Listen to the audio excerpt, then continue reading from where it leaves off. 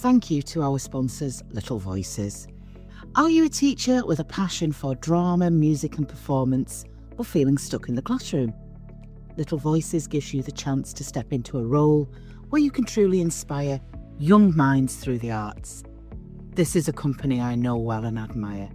They're passionate about child development, highly rated and genuinely transformative. With small group teaching, a focus on confidence and creativity, with the opportunity to guide children through Lambda qualifications, you can make a real impact. Plus, with the support of a nationwide franchise network behind you, you can run your own successful business, doing what you love while teaching in a way that truly fits your life.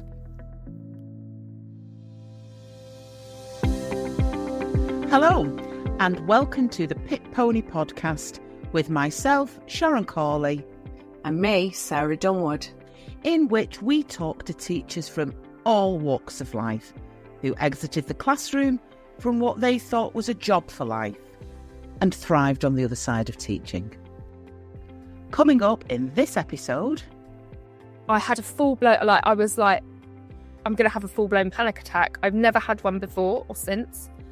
I had a teaching assistant. I was like, I've got to go. I've just got to get out of this classroom. Left my teaching assistant with the students, walked out downstairs to go into the little staff room that we had to just pull myself together. And a member of senior leadership was in the work base, had seen me come out, followed me down.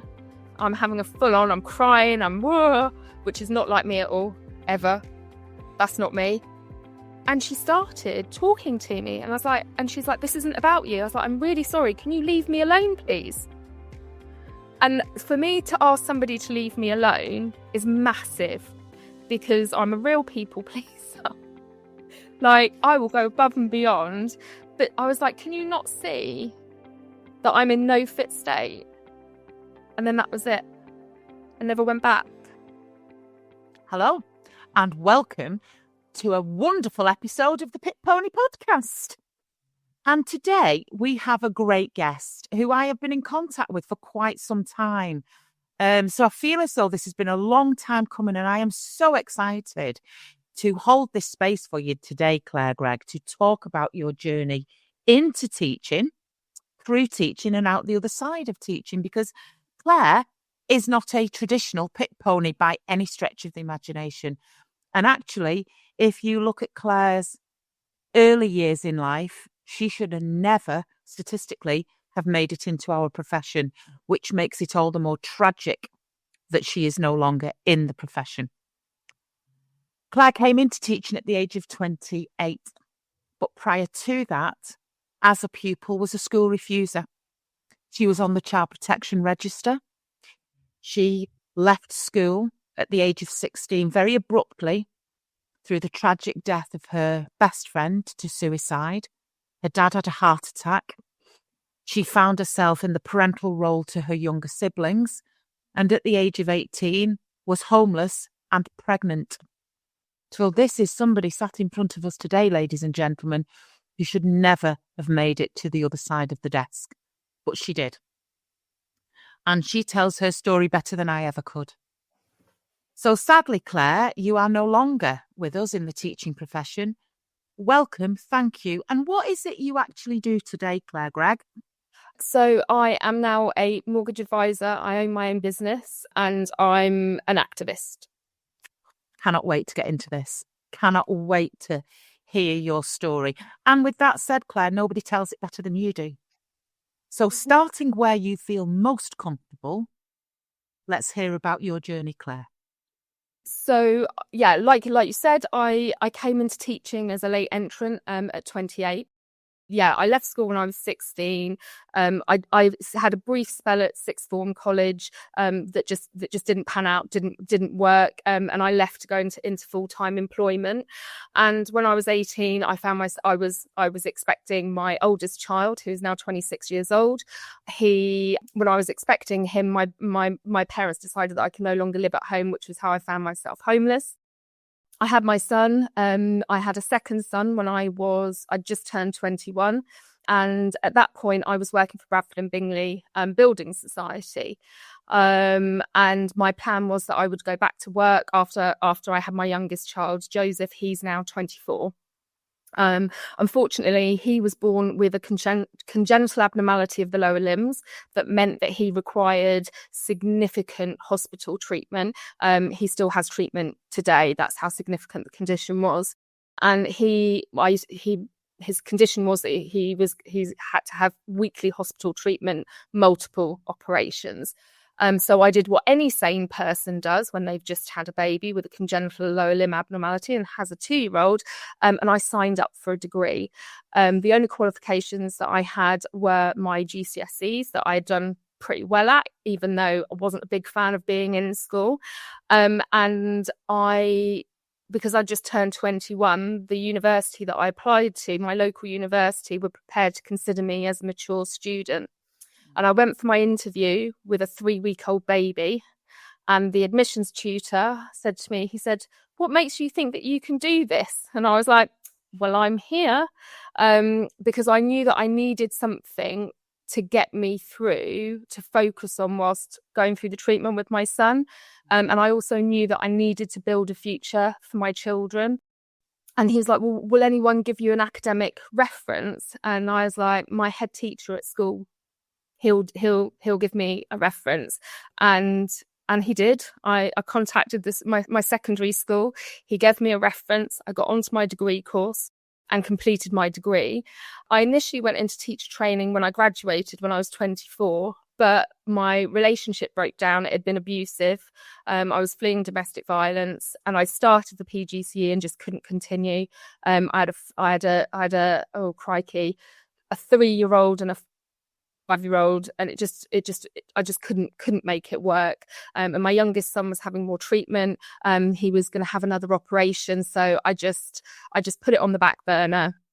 I looked after my children, got over this relationship, got settled, got life going again.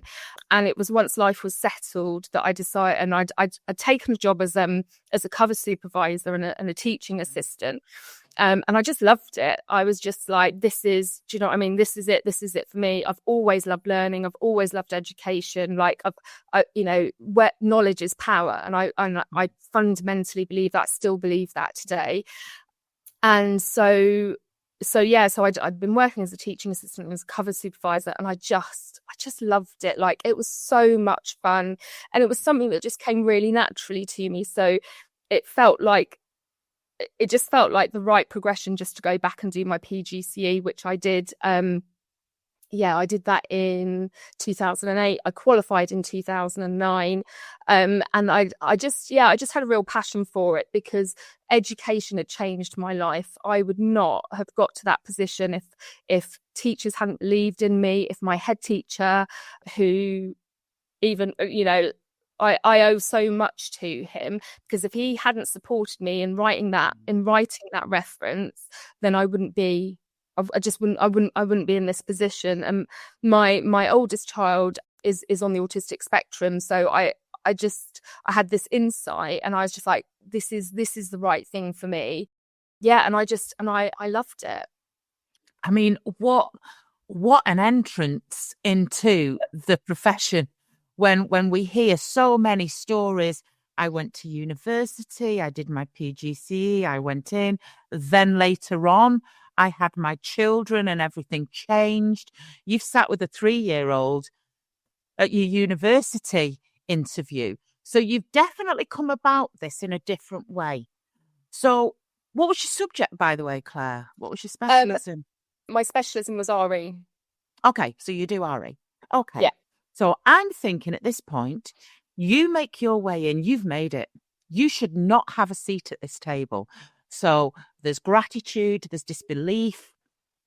What was it like for you on the other side of the desk? What was your time like as a teacher? My time as a teacher was varied. So my first role was in a challenge, what could potentially be considered a challenging inner city school, which I absolutely loved.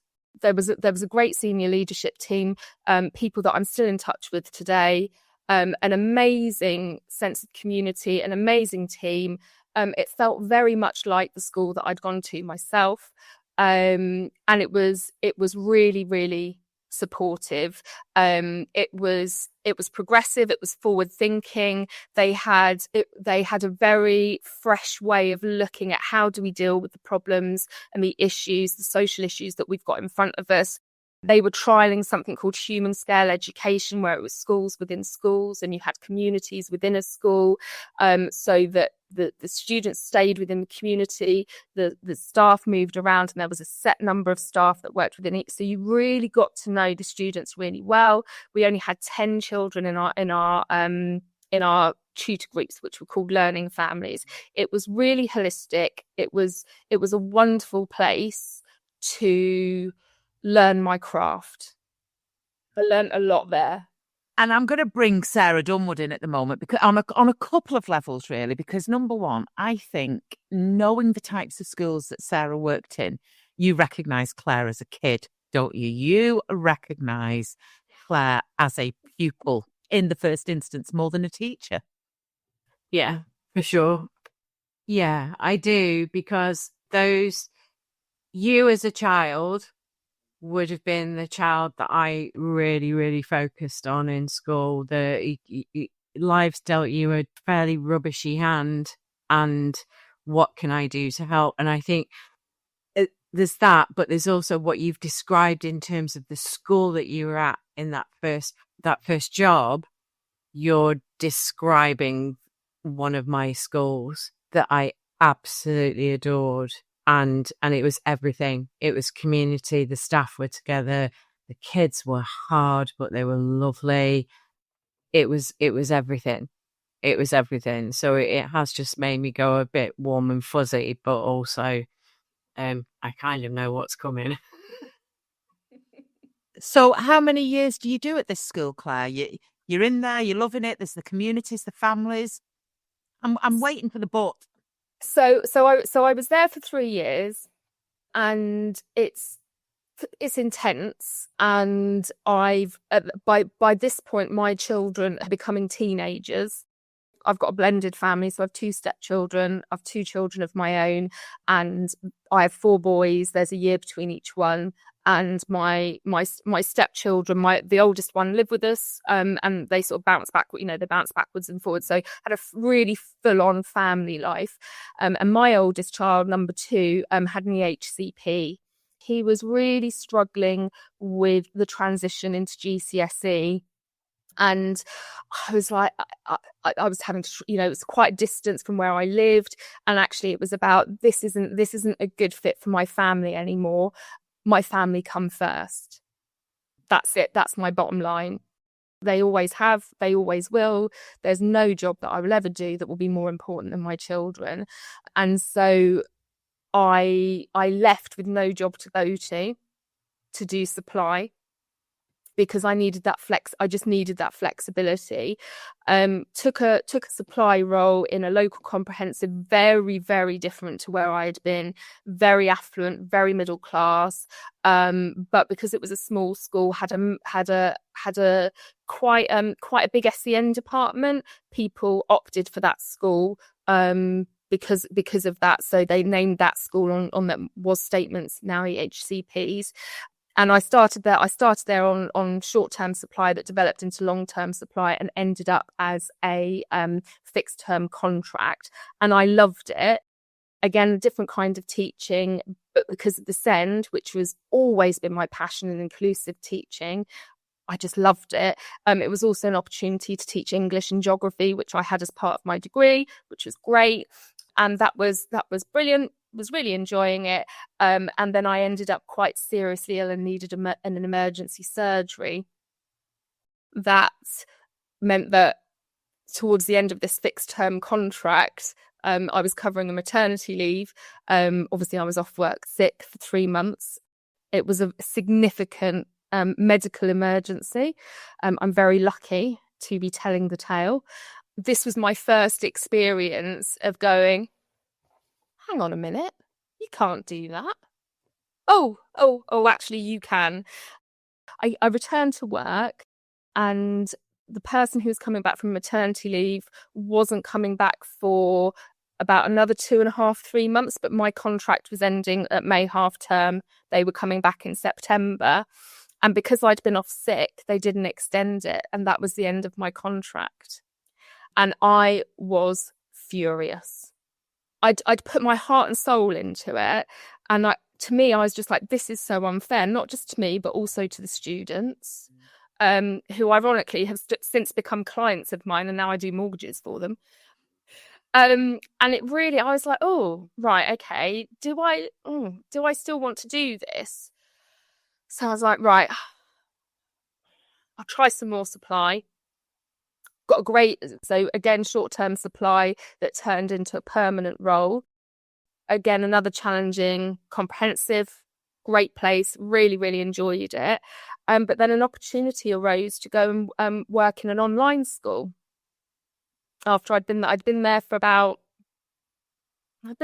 6 months, and my oldest son was really struggling. And sort of, you know, when an opportunity presents itself and the planets align, it fits with your family.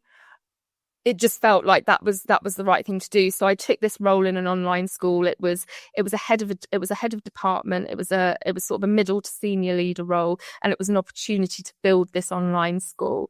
And it was an alternative provision for students who were unwell, school refusers, mental health issues. My ideal job. Like, I was like, oh, this is a bit of me. But also it was the opportunity to learn something very different, to build new skills, and be involved in something that really felt like it was life-changing for students. And I also felt, because of my experience that I'd had as a child, I was like, if this would have been perfect for me, like this would have been ideal. And I was there for 3 years. Again, loved it, until I decided my children my youngest child by this point had gone to college. Was in the process of going to college, and I was like, do you know what, I really want to get back into the classroom, and so I applied for a role in a pupil referral unit, and that was my final role in teaching. Okay, so well, varied Absolutely. roles. So you end up in this pupil referral unit, this PRU. Tell us about the PRU. It's not for everyone. But because my thing with teaching was always about the fact that education is supposed to empower, education is supposed to be transformative, it is supposed to change lives. And I was really good at, because of my personal experience, I was really good at working with those kinds of students. And it felt comfortable to me, it felt familiar to me. And I really enjoyed it. And working at the PRU, there was a brilliant team, amazing camaraderie between staff. And it was, and when I first started there, it was really positive. Unfortunately, I had some issues with my health, which was a recurrence of the previous issue, and had to have some more surgery. And that really knocked my confidence on one level, because when you're teaching in the pupil referral unit, you have to be able to team teach, which is very physical, which is essentially, worst case scenario, essentially it's restraint. And if you're not physically up to it, which I wasn't, because I'd had abdominal surgery, it really knocked my confidence, made me feel uncomfortable. There'd been some changes. There'd been a change in MAP. There'd been a change in leadership, and it wasn't the place that it was before. We were understaffed. We had too many students, and it was starting to become unsafe. I raised concerns about feeling, this isn't 100%. I'm not, and there was a couple of situations where there were students who I felt required more supervision, who I didn't feel we were equipped to deal with necessarily. And then there was an incident where we were understaffed, and I ended up being assaulted by a student. That wasn't the assault that was the problem, it was the way that it was managed afterwards.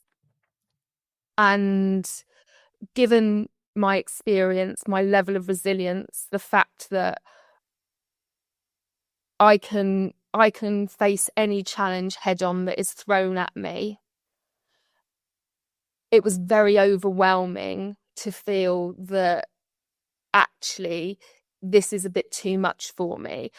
And with hindsight, the reason that it was too much was because I didn't feel safe and I didn't feel supported by not by it wasn't my colleagues, it was the senior leadership, and the way that this particular incident was dealt with, the way that my concerns weren't addressed, and the way that I was spoken to and made to feel that somehow it was the way that I had dealt with that situation was lacking, when actually it wasn't. We were understaffed, and I ended up basically having a breakdown. Okay. You know, there's no two ways of describing it. And I had a period of time off. I returned. Can I just interject there, Claire, because we very often use the term breakdown.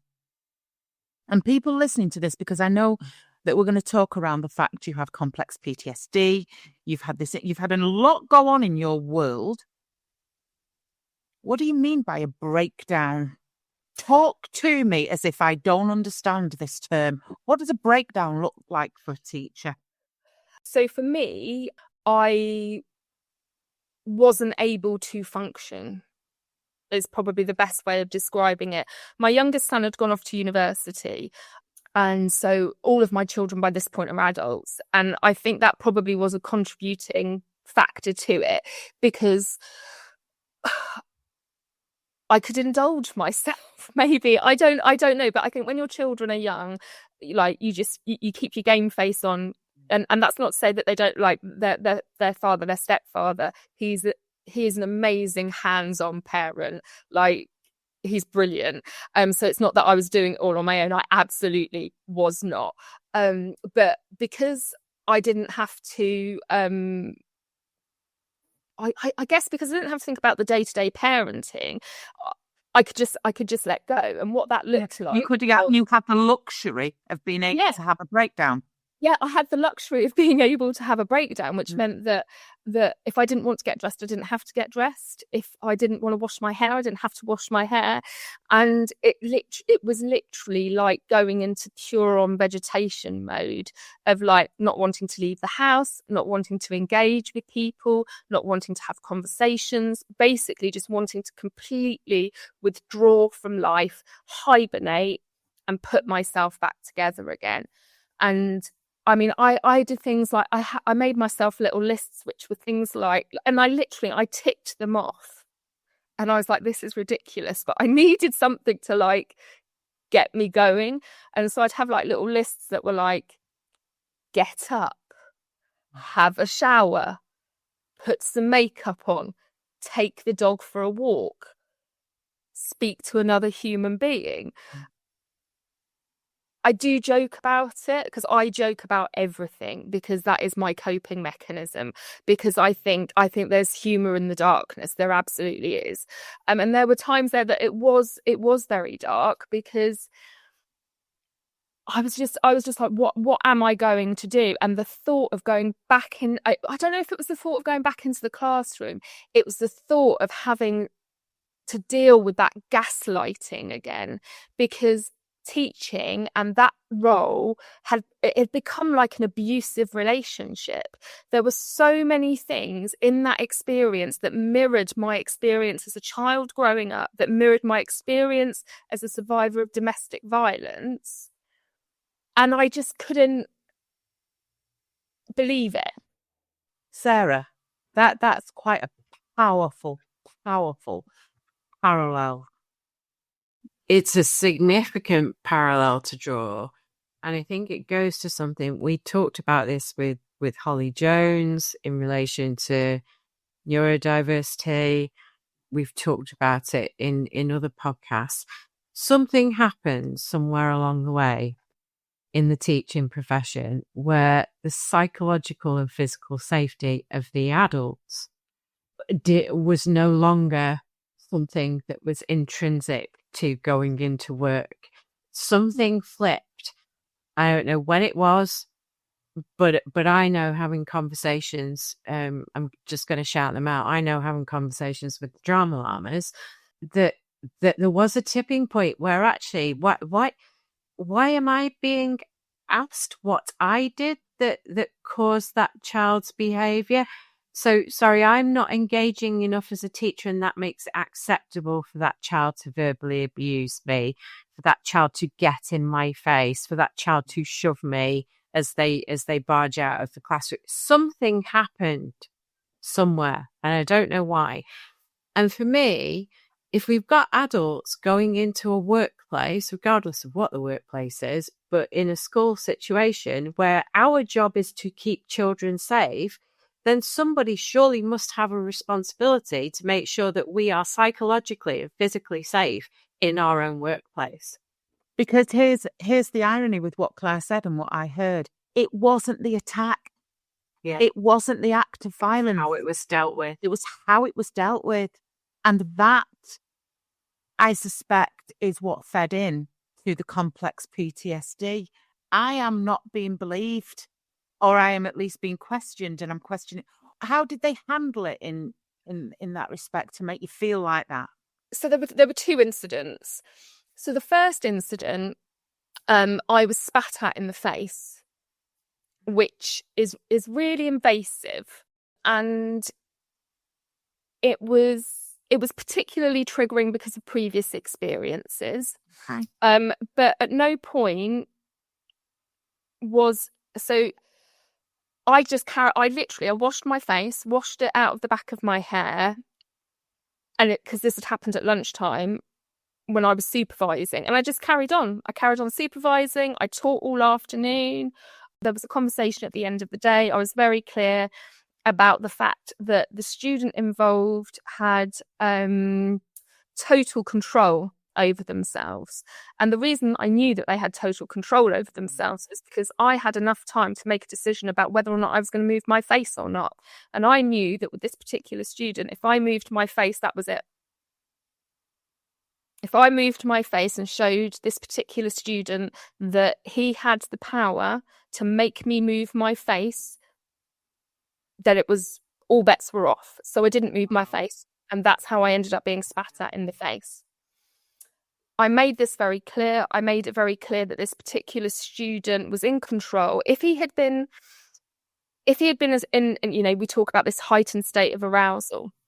If he had been up there, not a problem. That's the nature of the work. It's not a problem. All behaviours are communication. It is what it is. That's the way that and I think perhaps I see it differently because of my sort of younger experiences. So I always found it really easy not to take anything that the kids did personally. It's just, it is what it is. But when I raised that concern and said he was in control, we need to address this. This isn't right. We need to talk about this and what we're going to do to make sure that this doesn't happen again. I was told, oh no, that's not possible. He was in a heightened state of arousal. He absolutely was not. And I was expected to teach him on my own afterwards. And he would come nose to nose with me, threaten to stab me in the eye with a pencil. I raised it again, and I had a couple of days off because I was like, this is just too much. And I was working across 2 different sites. And I was like, I'm fine on the other site. This site, until they do something about this, I'm just not sure I can.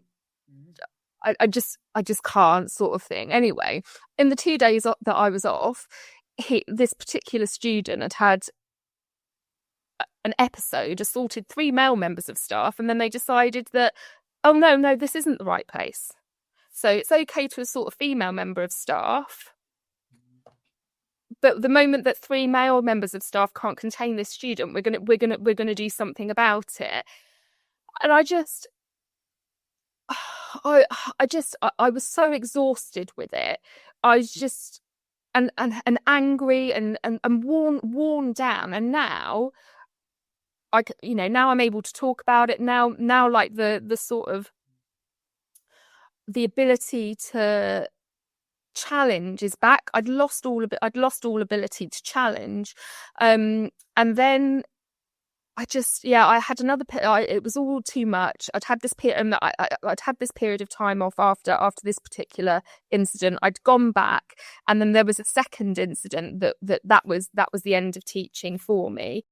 So at this point we'd gone through COVID. So I'd gone back at the beginning of COVID. I was out doing home visits, still teaching all through COVID because because of the nature of our school, we were open, and so we were sort of doing some classroom teaching, home visits, making work packs, doing all of this. We'd got through that period and we were back in school sort of on a more full-time basis.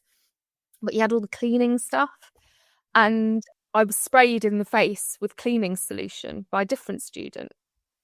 And obviously it triggered something because I'd had this breakdown, I'd recovered, I'd gone back to work, and I had a full-blown, I was like, I'm going to have a full-blown panic attack. I've never had one before or since. I had a teaching assistant. I was like, I've got to go. I've just got to get out of this classroom. Left my teaching assistant with the students, walked out downstairs to go into the little staff room that we had to just pull myself together. I'm having a major and a member of senior leadership was in the work base, had seen me come out, followed me down. I'm having a full-on, I'm crying, which is not like me at all, ever. That's not me. And she started talking to me, and I was like, and she's like, this isn't about you. I was like, I'm really sorry. Can you leave me alone, please? And for me to ask somebody to leave me alone is massive, because I'm a real people pleaser. I will go above and beyond. But I was like, can you not see that I'm in no fit state? And then that was it. I never went back. Wow. Never went back. I went back. All that resilience, everything you've gone through, what you went through with your own personal relationship history, with what you went through as a kid, with all of that resilience, when you finally got through to the other side, it's the people who should know better that let you down. Yeah. Wow.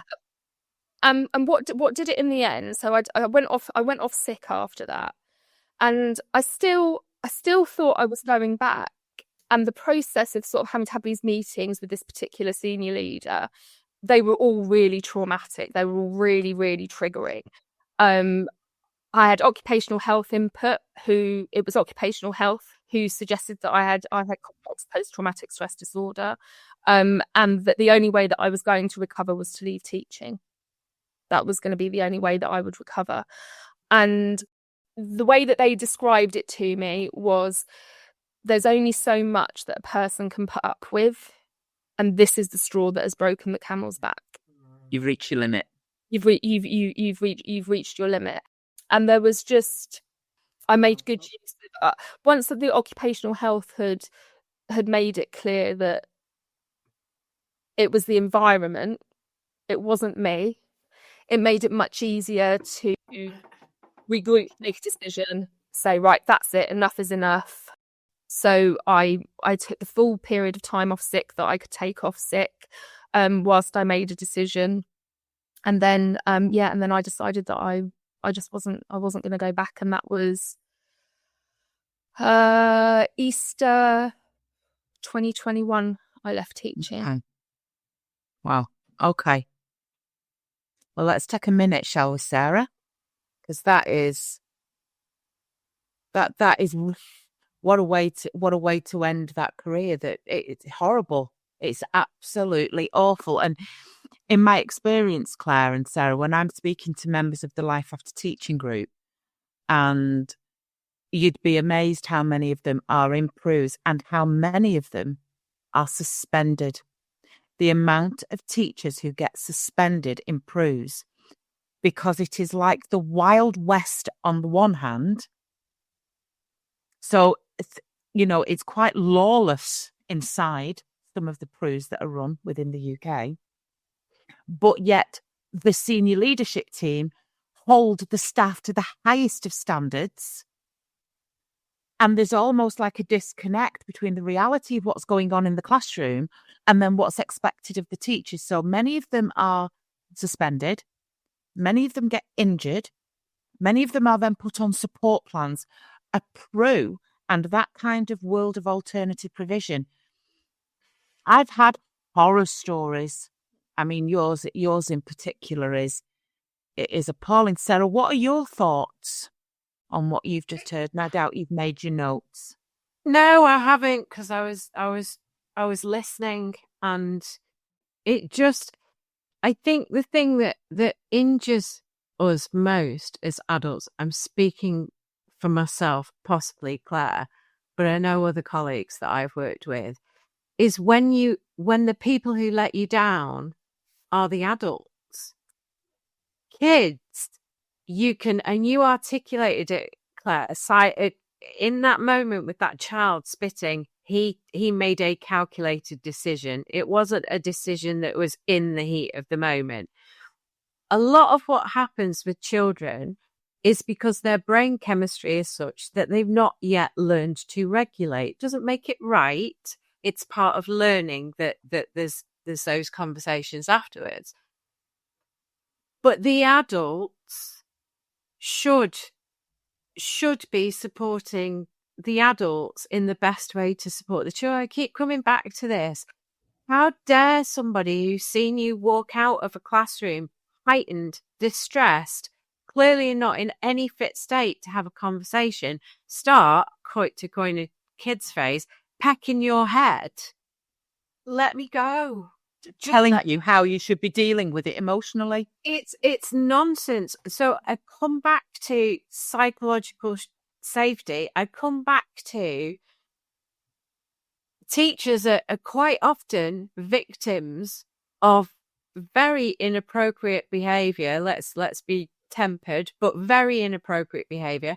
That young person spat at a police officer on the street, they'd be arrested. It would be a public order offence. We're not doing these. It's a bus driver. Correct. Aside from the disgustingness of it, it needed dealing with. But I want to go to something else about injury, because you talked then, Sharon, about staff being injured in PRUs, and I think, please correct me if I'm wrong, that what you're talking about is physically injured. There isn't an extensive conversation going on about the number of adults who are being mentally injured in their workplaces. And ACAS, Health and Safety Executive, class mental injury, work-related stress, this sort of stuff, it's an industrial injury. And it just gets swept aside because it's not visible. And I'm going back to something you said, Claire. And when it's a woman, it's histrionics and drama. But when three burly men can't deal with it, then something else gets done. Makes me furious. So, the tough nut leaves teaching. She goes, kids have flown the nest. Yes. You are post-COVID. You are out of teaching. What happens then? You find yourself, you've lost that identity. You know you're not going back. What are your next steps? Because I think it's quite important, because the term mortgage advisor certainly wets the whistle of quite a few of our pit ponies, because it is something they fancy doing. I know we had Rob Newlands on. He's a mortgage advisor. It is something that teachers can segue nicely into. Tell us what you did, going back to your Bradford and Bingley days. Hello, loyal listeners. We're not going to go full on Bob Geldof during Live Aid, but if you could give us some of your money, even pennies, to help us fund the amazing Pit Pony podcast, the link is in the episode notes below. It's called Buy Us a Coffee, and we really do appreciate your contributions. Thank you. So, when I worked in Bradford and Bingley, this was before mortgage regulation, and I was essentially a cashier, used to open accounts and things like that. And all of my jobs before I was a teacher had always sort of been customer service based. So my first job was working on the ferries between New Haven and Dieppe when I was 16, 17, which I loved, but wasn't going to be going back to do something like that. So I've always been very practical and pragmatic. So I've always been like, right, what have I got to do now? How do I solve this problem? What are the next steps? And so I wrote a list of all the jobs that I'd done before that I'd enjoyed. I worked out roughly what I needed to earn, which I'm really lucky. I'm in a privileged position that because my children were grown up, there wasn't the cost of the children.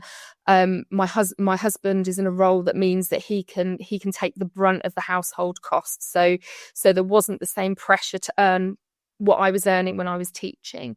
So I made a list of everything that I enjoyed, made a list of all the skills that I have. What are the transferable skills? What are the things that I'd seen and thought, oh yeah, I could have a go at that? And what qualifications would be needed? How much would it cost? How long would it take? And literally, I was like, well, I worked in the bank. I enjoyed that. Google was my friend. And I was like, yeah, I'll be able to do that. That's literally all teaching skills. It's, educating, assessing, research. That'll be fine, not a problem. So I did the CMAP qualification, which I think I did it in about 6 weeks. I just crammed for it, did the exams, and then I looked for a trainee role. I knew that if I was going to learn it, I didn't want to be in a bank because you're only dealing with one lender. I wanted to be in a estate agency because that's where houses are bought and sold. And I figured if you're going to be a mortgage advisor, you need to know how a estate agency works. So I applied for a trainee role at the largest estate agency group in the country. Got the role. And handed in my notice. And that was, that was that. And so, I started how old was I? 40, 41. Started in a trainee role. Yeah. It's got a bit of kudos, that, hasn't it? I'm a trainee. I'm a trainee. Yeah.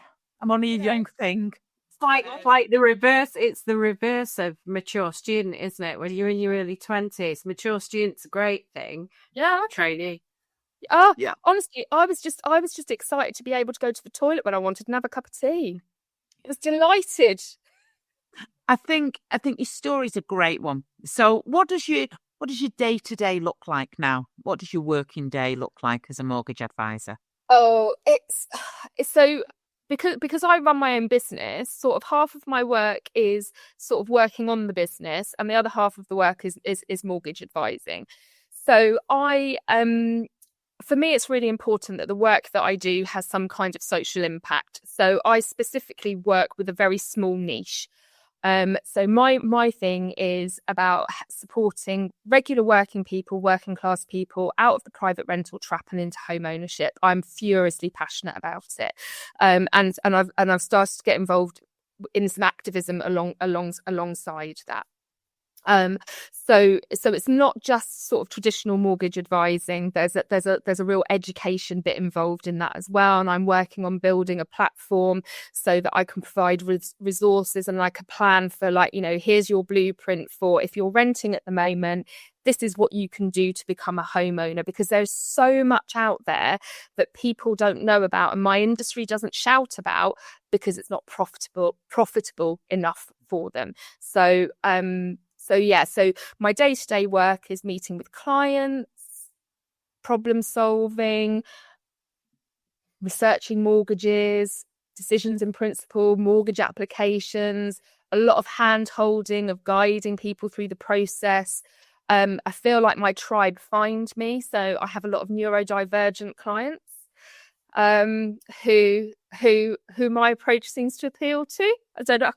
I can't imagine why. But yeah, I do a lot of hand-holding through the process. The name of my business speaks for itself. I'm that mortgage woman. So you either love me or hate me.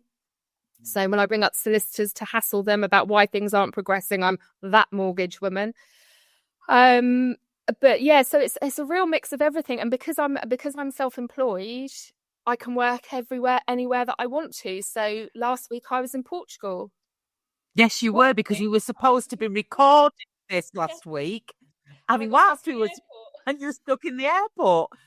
And I just think it's great because you've not lost who you are at the very heart of who you are because of your activism. You're still championing the underdog. You're championing the working class person. You are championing the person who should never own their own home, just like you were the girl who should never have been in that classroom. So yeah, thank you for spending some time with us this evening. It's been glorious. And I'm going to ask you to reflect now, Claire, since you've left the classroom, and I'm going to ask you to think about your sliding doors moment. What has happened since you left teaching that you know for a fact would never have happened had you have stayed in that classroom? So there are lots of things that have happened, but the big one, the main one, is that my partner of, well, it's 20 years this month that we've been together, but he went from being my partner of 17 years to becoming my husband. I got married. Oh, that's lovely. Which I don't think would have happened.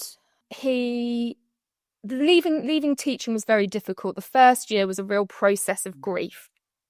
You're grieving for your identity, you're grieving for your hopes for the future, all of the things that you thought were going to be and going to happen. They're not, and being a teacher, like, it's a massive part of your identity.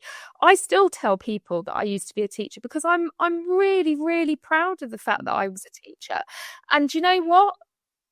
If someone waved a wand and changed it and it got better, I'd go back in the morning. Who knows? But yeah, getting married, and my husband, he said it's like the light has been switched back on and you are who I met. He said it's like teaching sucked the essence of you out of you, because I had to be quieter, smaller. I couldn't be as vocal. Now, and I got back to being that, which is why my sliding doors moment is getting married. But I think the main thing is that I am myself again now. So, and that's why I've been able to get into the activism again, because I don't have to be small. I don't have to be quiet. I can stand up and say, actually, no, this is wrong. This is, which is proving interesting in my work within my industry, especially as I refuse to do buy-to-let lending. So you are talking to two women who never know when to keep their mouth shut and end up in trouble most, if not all of the time, in their own Facebook group, in the world of the teaching profession. And long may we have those voices, Claire. Long may we have them. And can I just thank you on behalf of Sarah, our listeners, and myself, really, for spending that time. It's been an absolute delight. Thank you so much, Claire. Thank you. Thank you. Hello, friend. Hello. I've got a cup of tea. Good. I like that. Was different, that one. I'm not going to tell you why it was different, because she should never have made her way into teaching statistically. And actually, she was the kid that we're all going to teaching to teach. Yes. Ironically. And she didn't make it, which was really, really sad to listen to her story. She should have been a head teacher. 100%. She should have been a head teacher. just it really makes me furious. I've just been, whilst I've been stood at the kettle watching it boil, and this whole thing about it being the adult's fault when a child behaves so what's the word I'm looking for? Inappropriate's an understatement of what I want. But and even Claire herself said most of the time she could deal with that because she comes from a place of behaviour is communication and understands the difference and actually is a really forgiving attitude but most teachers come from that place, to be honest. They might be angry in the moment, but afterwards we'll come to it. But there are far too many times for my liking in my direct experience where I have seen staff challenged about what, almost to the point of what did you do to provoke it. It's the, oh, well, she was wearing a short skirt. It's that. It's victim shaming. That. It's victim shaming. And there was unless I had very rose-tinted glasses, it wasn't like that in the first 10, 15 years of my career. No, it wasn't. I remember the last school I worked in, they said there's no such thing as a badly behaved child, just a poorly prepared lesson plan. Wow. Wow. I know. And it's the double standards, isn't it? It's the kid who can say that, because I remember when I was started teaching in the 90s, if the F word was used in front of a teacher, that was it. It was suspension, out. That then, by the time I was exiting, common occurrences. To me, what annoys me is it's the double standards. The teacher can't even say under the breath, under immense pressure, because they'll get hauled over the coals. But kids can. I don't want to do a kid bashing episode because it's not the kids I'm bashing. Kids are going to behave like that. That is not the problem. It's the way the adults deal with it. The teachers. Absolutely. Particularly, and I go back to what Claire said.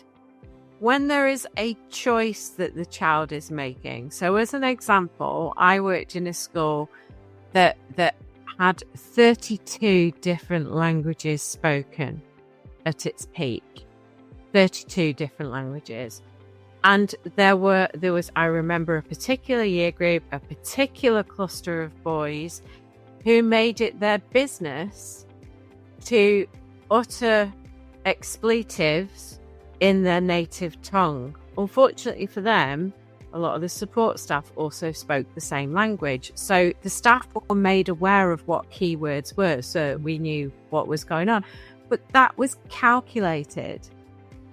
It was distinctly calculated. And yet the same question would be asked. Well, why are they not engaged in your lesson? What could you be doing better to mean that they're so busy that they're not doing that? What was the antecedent? Shut up. Shut up. Yep. In your office and shut up. Yeah. The other thing that was really interesting for me, and it was very personal, is Claire's description of breakdown. Yeah. Because Claire's description of breakdown mirrored mine. And when she said she had the list of get up. And I think sometimes it's for people who've never experienced it. So things that you should be doing because they're basic personal hygiene, but you can't bring yourself to clean your teeth because it's just too much effort to pick the toothbrush up. It's too much effort. Or you to put your feet on the floor. You think so little of yourself. That's where it is. And I think that's the lack of the motivation. Why bother? It isn't though. It's for me. It wasn't rooted in thinking so little of myself. but literally, no, and I've said this to you before, haven't I? There were days where Corin would come home and I would be in the same position on the sofa as I have been when he'd left for work in the morning, except I'd have some crisp crumbs and maybe a few empty teacups next to it. But when it literally, for me, a breakdown was I could not function on the most basic level. I didn't want to eat. I had no appetite. And that is, I was telling you about it the other day, wasn't it? The book I'm reading at the moment, Wintering. And that's what that is about. It's not getting all snug and crackling fires and that kind of thing and getting all, what's the word? Is it hygge or? Hygge or something like that. This is when the body shuts down and starts to hibernate. To heal it. Because you cannot function outside in the norms of society. And we shut down, we sleep, we stay indoors, we stay in bed, we stay under a duvet because it is the body's protective mode because it's done and it's spent. And she said that, didn't she? She'd reached her limit. I've used it all up with what she went through with domestic violence. She was on the child protection register, her illnesses, her children's illnesses. And I think that's probably what did for her. You should have looked after me. Yeah. The abusive husband is always going to be a dickhead. Yeah. Parents let kids down. You can't legislate for your kids being ill or anything like that, but when you have got a member of the senior leadership team, it's your job. And if you can't even step up and do your role and do your job, we're done for. I think it comes to me, it comes down to, for me, there was a point in time where we started treating children like little uniform sausages in a sausage factory. It's the old Pink Floyd put them through the mincer thing. Yeah.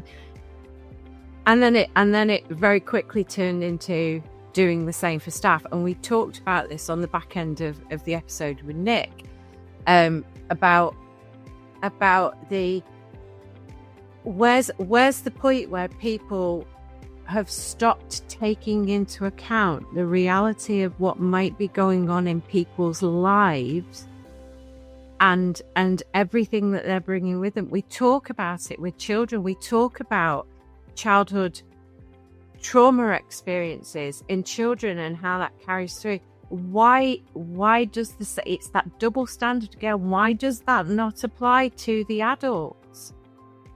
Why doesn't it? Yeah. It's just, to me, infuriating. The turning point came twofold. We started, like you said, questioning the teacher and the teacher's handling of the situation and the teacher's behaviour. But where that also went hand in hand was the lack of parental support as well. When I first started teaching, you could threaten a kid by phoning home. Okay? I am going to phone your mother. And they knew they would be in for it because by default, the fact a teacher was on the phone was fine. And then what happened was parent power changed. Complaints were being made. I was taken into an office and told to apologise for the way I'd spoken to a child in front of the mother. And you totally became disempowered in front of the parents. Not all, because one of the things I don't want to do is start to talk about school as if it is one thing. Yes. Right? Our kids alone. My kid went to Manchester Grammar. Your kid went to a state school in Warrington. You look at the state schools in Warrington, they're not even common state schools in Warrington. Each state school is different. Okay? So schools are different, and we talk about them as if they are the same institution. It's not. Yes. And Clare Gregg touched on something. She talked about class within teaching after we'd finished recording. And in many respects, The point she was making is the class and the education levels of the teachers removed from the average kind of kid you're teaching, depending on what school you're in.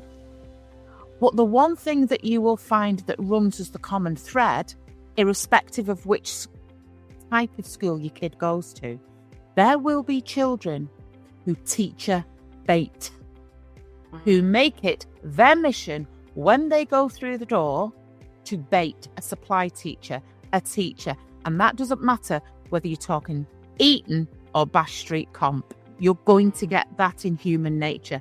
And that's the behaviour she was talking about. That kid was at choice. Yes. That child was at choice, made a choice, was completely vindicated. She was then expected to go in and teach that kid on a one-to-one. I mean, Jesus, tonight.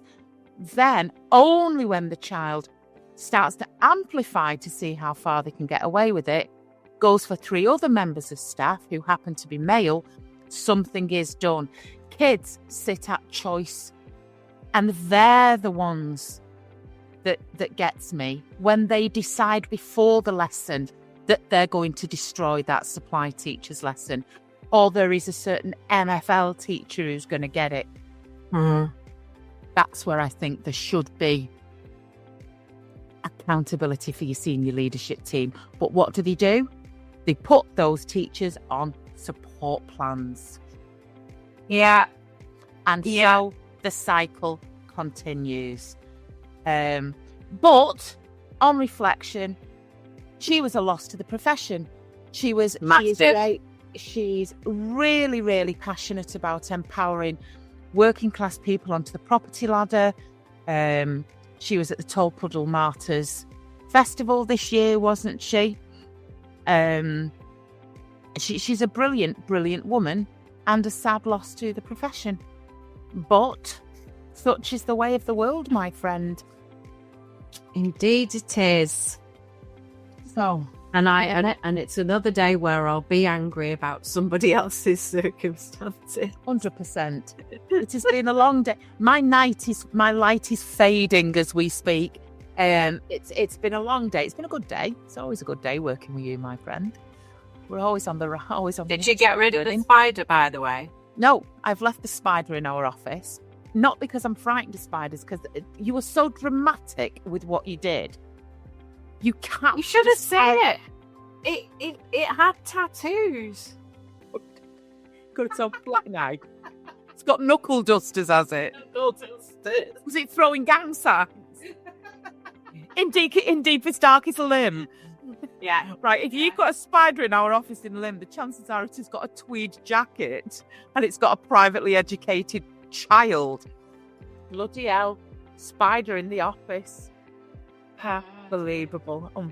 No, it's been a good day and that was a great podcast, and got some good guests coming up, actually. We've got some interesting recordings coming in up. The pipeline. In the pipeline. I'm quite looking forward to it. What do you think about the fact we're on video? You keep forgetting that we're putting it on YouTube, don't you? And yeah, keep pulling faces.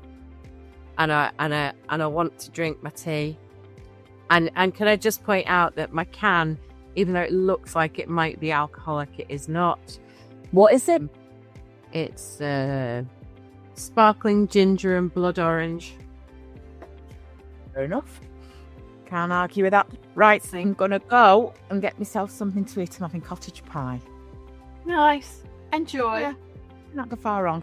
I'll see you on the other side, friend. Drop out. Thanks for staying with us during another great episode of the Pit Pony podcast. And on behalf of myself, Sarah Dunwood, Mike Roberts at Making Digital Real, we wish you all the very best and we'll see you soon. If you wish to contact me directly for a support session or a clarity call for your next steps, please find my link in the comments below. See you soon.